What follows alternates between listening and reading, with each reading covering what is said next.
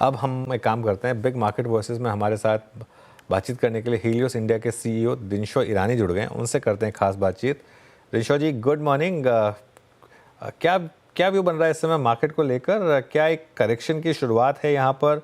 Correction part and parcel of game है, लेकिन क्या साइन बन रहे हैं कि एक फाइनली एक करेक्शन की शुरुआत हुई हो? अनुज जी, पहले तो धन्यवाद आपका आपके शो पर आमंत्रित करने के लिए, और आपको और आपके टीम को और व्यूअर्स को गुड मॉर्निंग। तो अनुज जी, बेसिकली हमें नहीं लगता कि करेक्शन इतना डीप होगा।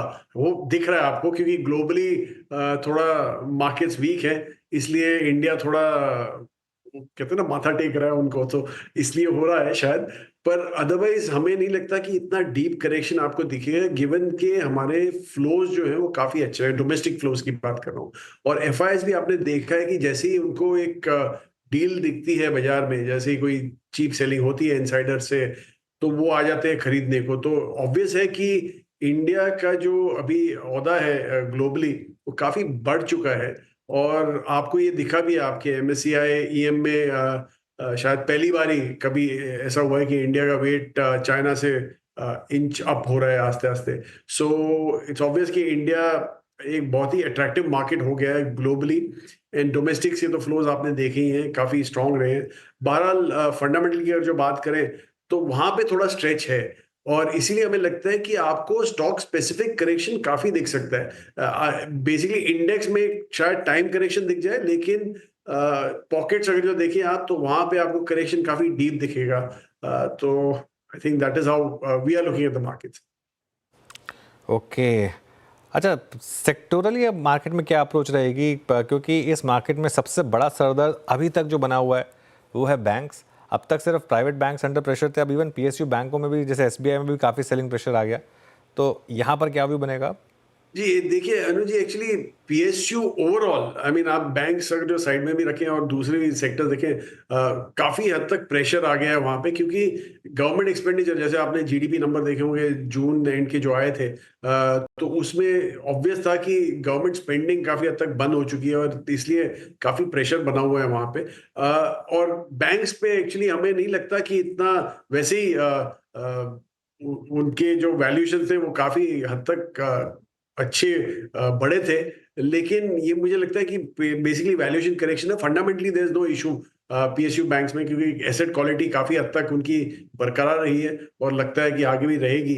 और प्राइवेट सेक्टर जो आपने बोला, बैंक्स स्पेसिफिकली, अगेन हमारा यही कहना है कि जब तक आरबीआई लिक्विडिटी टाइट रखेगा, तो ऑब्वियसली पूरे सेक्टर को ही प्रॉब्लम है। लेंडिंग सेक्टर की बात कर रहा हूं मैं, बैंक्स और एनबीएफसी दोनों मिला के, तो वहां पे प्रॉब्लम रहेगा। लेकिन जैसे ही आरबीआई ईज ऑफ करना चालू होगा, लिक्विडिटी ईज ऑफ करना चालू करेंगे, तो आई थिंक तब से आप देखेंगे कि credit growth, I mean deposit growth rather, ease off हो जाएगी। एंड क्रेडिट ग्रोथ तो आपने देखी है कि नॉन फूड क्रेडिट काफी हद तक स्ट्रांग रही है। अभी भी जो लेटेस्ट नंबर आए थे, 13-14% ग्रोथ दिखा रहे थे वहां पे। तो इसलिए, और वो हमें लगता नहीं कि ज्यादा दूर है, क्योंकि जैसे पहले भी हमने देखा है कि यूएस जैसे ही ईज ऑफ करेगा ऑन इंटरेस्ट रेट्स, तो आई थिंक आरबीआई को भी थोड़ा ब्रीदर मिलेगा to ease off on liquidity as such. Dinesh ji नमस्कार, वीरेंद्र बोल रहा हूँ दिल्ली स्टूडियो से। अच्छा, अभी बैंक्स पे आपने टिप्पणी करी और आपने एक टाइट लिक्विडिटी एनवायरनमेंट की बात की। मैं बता रहा हूँ, वीकेंड पे मैंने आई थिंक सुना भी कि कुछ बैंक्स के तो एफडी के रेट्स ऑलमोस्ट 7.8 7.9 है, और सीनियर सिटीजन में तो 8.4 तक जा रहे हैं। इसी दौर में जिस टाइट लिक्विडिटी और बड़े हायर लेवल्स के I think deposit rates offer किए जा रहे हैं, उस वक्त एनबीएफसीज बहुत अच्छा कर रही हैं। अब उसके कारण भले ही अलग हो सके, अगर चाहे वो एचएफसीज को देखिए, बजाज हाउसिंग के आईपीओ के चलते, या फिर गोल्ड फाइनेंस कंपनियां। आपका एचएफसी में इंटरेस्टेड है क्या इस वक्त, और क्या अपने फंड्स में आप लोगों ने एचएफसीज को एक्यूमुलेट किया है? जी बिल्कुल बिल्कुल वीरू जी, एक्चुअली हमें तो वो काफ़ी पसंद है। इसलिए हमारे जो फाइनेंशियल सर्विसेज फंड में है, वहाँ पे 2-3 एचएफसीज हमने एक्सपोजर लिए हुए हैं। अनफॉर्चुनेटली 2-3 ही है, मतलब 3-4 हैं शायद लिस्टेड स्पेस में, पर 2-3 में हमारा एक्सपोजर है।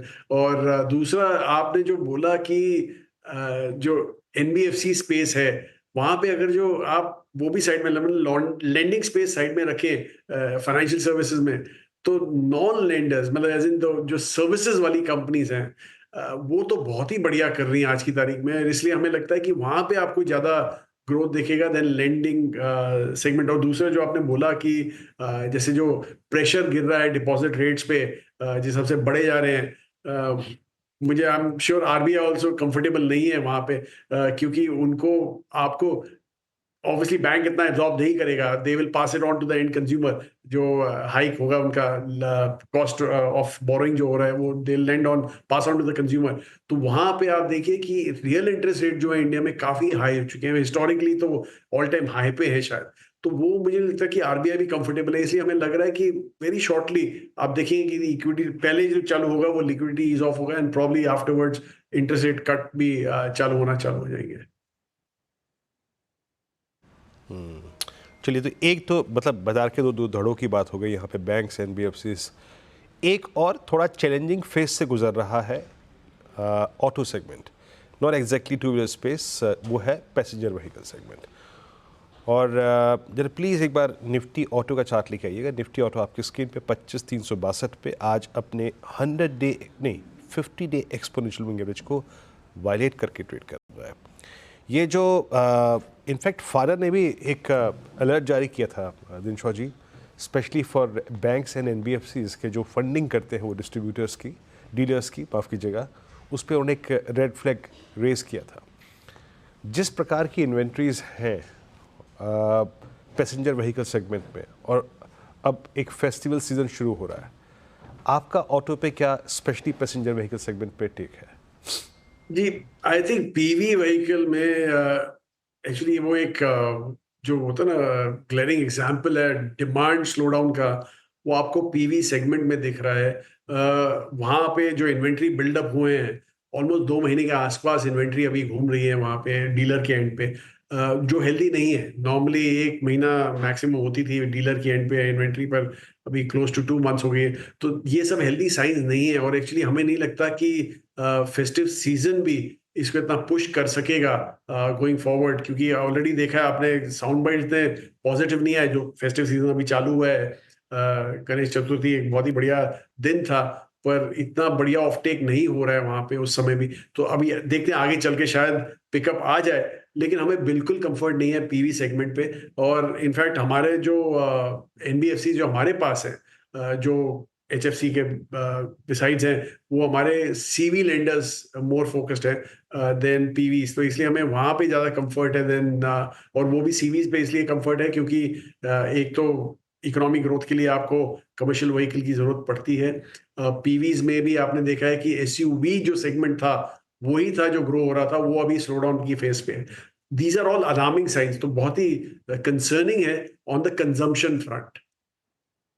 ओके, दिनशॉ जी, तो नया पैसा अभी आप कहाँ डाल रहे हैं? कोई इंटरेस्टिंग थीम जो आपने अभी स्पॉट की हो, सेक्टर या स्टॉक स्पेसिफिक? जी, एक्चुअली प्लेटफॉर्म जो थीम है हमारी अनुज जी, वो काफी हद तक बरकरार है, और वो हमें लगता है कि प्लेटफॉर्म कंपनीज ही हैं विच आर डिसरप्टर्स।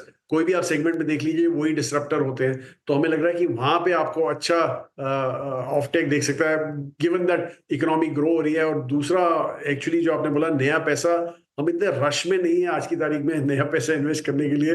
तो जो भी छोटा मोटा हमें आइडिया दिखता है वहीं पे जाते हैं, ज्यादा हम इन्वेस्ट नहीं कर रहे आज की तारीख में। We would rather keep some cash. Okay, बिल्कुल। तो प्लेटफॉर्म कंपनियों पर खैर आप काफ़ी पॉजिटिव रहे भी हैं। जोमेटो ये टॉप पिक या कोई और भी ऐड किया आपने इसमें? जी, जोमेटो तो है ही है हमारा टॉपिक। टॉपिक मतलब प्लेटफॉर्म कंपनी में टॉपिक है। फिर हमारे पास एक फार्मा रिलेटेड एक प्लेटफॉर्म कंपनी जो रिसेंट आईपीओ आया था, वो उसमें हमारा काफी हद तक वो है। फिर एक D2C कंपनी थी जिसमें अगेन एक आईपीओ आया था, जहाँ पे हमें कंफर्ट है। और ऑब्वियसली फिनटेक का प्ले तो हमारा फेवरेट है, जो हमने होल्ड किया था पहले बिकॉज रेगुलेटरी एक्शन काफी था। लेकिन अभी मतलब पिछले हफ्ते 2-3 हफ्तों से हम ऐड करने लगे हैं वहां पे भी, अभी कंफर्ट आ रहा है वहां पे। ओके, पेटीएम 594 पे ट्रेड कर रहा है आपकी स्क्रीन पे। चलिए, अच्छा एक दो स्टॉक्स पे और यहाँ पर दिनशॉ जी की राय ले लेते हैं। ये मैंने मोटे तौर पे काफ़ी सारे सेक्टर्स कवर कर लिए यहाँ पे, लेकिन एक सेक्टर जिसकी सुबह से बात मैं कर रहा हूँ, कैपिटल गुड्स, उसको थोड़ा सा किनारे रख के मैं कैपिटल गुड्स में से ही हल्का सा एक चंक और वाइट गुड्स सेगमेंट का, लाइक वोल्टास, लाइक हेवल्स, इसको पिक करता हूँ। वोल्टास हेवल्स ने बहुत स्ट्रॉन्ग मूव दिया था। अल्टीमेटली दिनशॉ जी, आपका वाइट गुड सेगमेंट में क्या व्यू है? आप डिक्सन को देखिए, पीएलआई का ये प्लेयर क्या पैसा बना के देखे गया, आई मीन ऑलमोस्ट 13,500। इस सेगमेंट पे आपका व्यू, या फिर इनमें से कोई आपने स्टॉक इंक्लूड किया हुआ था कि अपने पीवीएस में या फिर फंड में? जी, हमने पीएलआई में, जैसे आपने बोला, वही एक स्टॉक था जो हम शायद जल्दबाजी में निकल गए वहां से। लेकिन जो आपने व्हाइट गुड्स की बात की, वहां पे एक्चुअली आप देखिए जो सेगमेंट चले वो सब समर रिलेटेड सेगमेंट थे। मतलब एसी चला, फैंस चले, यही सब, कूलर्स वगैरह, ये सब सेगमेंट ही चला। अदरवाइज व्हाइट गुड्स ओवरऑल इतना बढ़िया नहीं किया। इनफैक्ट आप डीलरशिप से भी बात करें तो करते तो यही निकलता था कि अरे एसीज में तो लाइन लगी हुई है लोगों की खरीदने की।